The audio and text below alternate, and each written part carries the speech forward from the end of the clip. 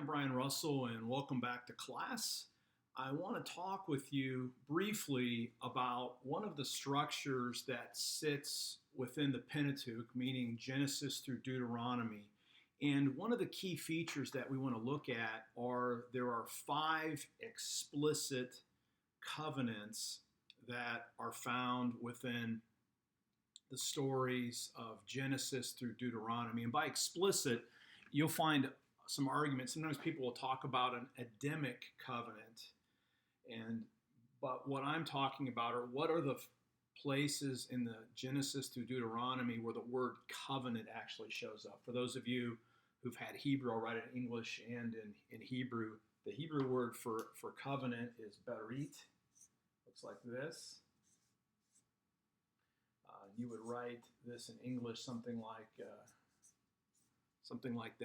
So we're looking at the 5 contexts where this is. And what's interesting is when you look at the 5 covenants that are explicit, covenant with Noah, covenant with Abraham, the Sinai covenant, the one you may not be as familiar with, the Phinehic covenant, and the covenant in Moab, which is also known as the book of Deuteronomy, is they stand in what's known as a chiastic relationship. And what a chiasm is, this is a mirror structure. It's named after the Greek letter chi, which kind of looks like an X. And the idea is you can fold this on top of each other, or you can put a mirror here, and you would get the same structure. So let me show you what this does. The first explicit covenant in the Old Testament is the covenant that God makes with Noah. And you recall the story after the flood, God promises that he will never again destroy all living creatures with a flood. And the sign of that covenant is the rainbow. And so there's the actual explicit covenant. And so if you think about what that does, what's Noah's covenant? Noah's covenant guarantees life in creation. So it's all about life in creation, or in the earth, if you will. Right? And so what we're going to see is these are going to move from general to very specific.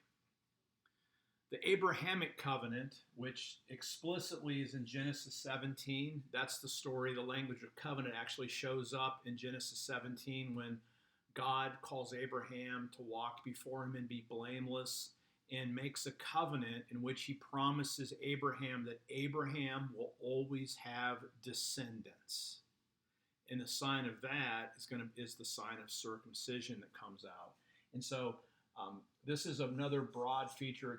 It's promising Abraham that there will always be descendants.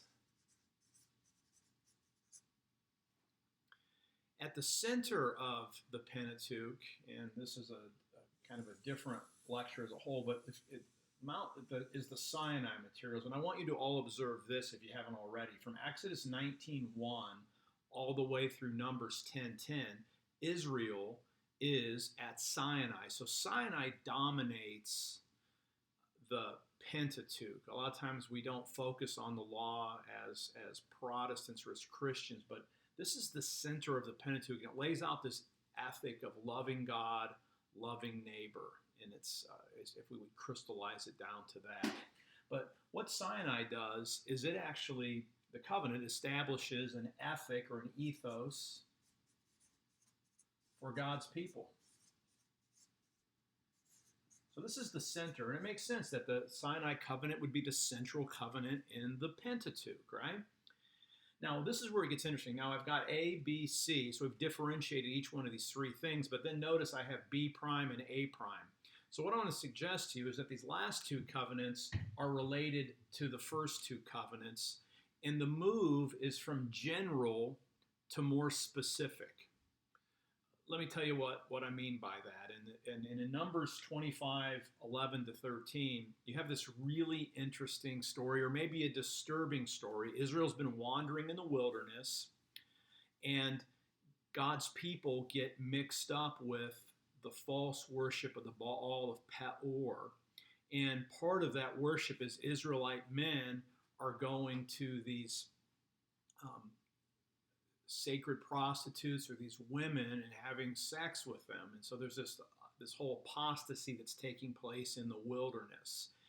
And Phineas, and again we're calling it the Phinehic Covenant. Phineas, this was one of Abraham's sons. Phineas sees an Israelite man going in to be with one of these women, and he takes a spear and he literally catches them in the act in their tent, and he throws a spear and puts it through both of them and kills them, and this ends the apostasy and this act of violence. Now, that disturbing scene aside,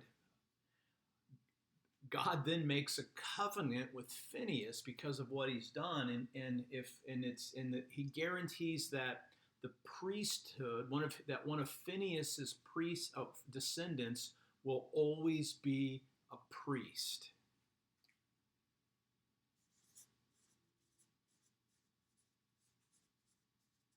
So there's going to be a perpetual priesthood. And so notice the relationship. The covenant with Abraham, it was about descendants, right? But it was about all of his descendants. He will always have descendants in the broadest scheme. It's more specific with Phineas. It's about Phineas's personal descendants, but that they're all going to be a priesthood. So it moves from the general, there's always going to be Israelites, in other words, to there's always going to be this priestly line within Israel. And it's the same way with the last covenant, which is about the book of Deuteronomy. We call it the Moabik Covenant because that's where they are when this covenant is laid out.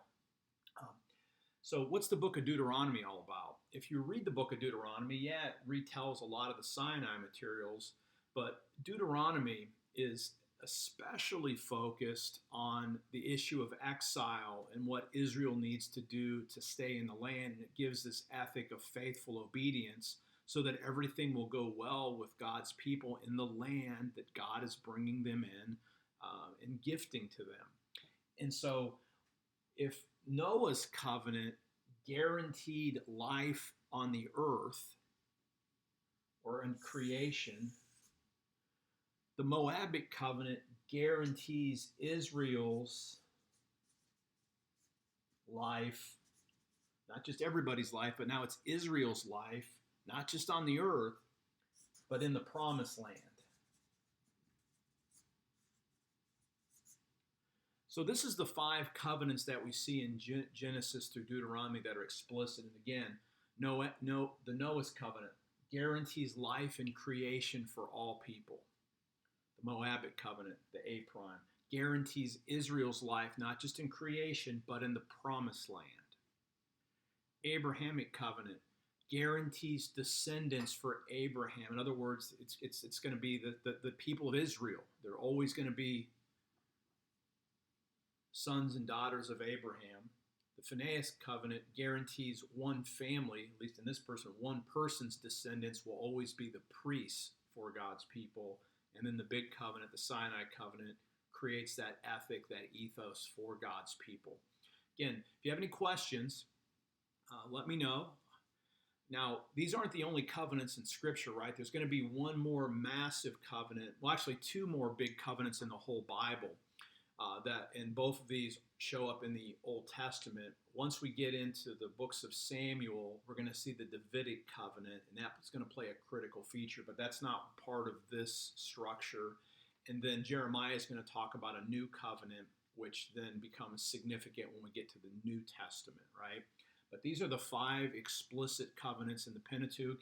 And what this also suggests, this very fact that there's this structure, it's an argument for the unity of the Pentateuch. So whatever we do with source criticism and such, that there's an overarching unity and structure to the Pentateuch in its final form, which is important to remember. If you have any questions, let me know. I'm Brian Russell, and I will see you next time.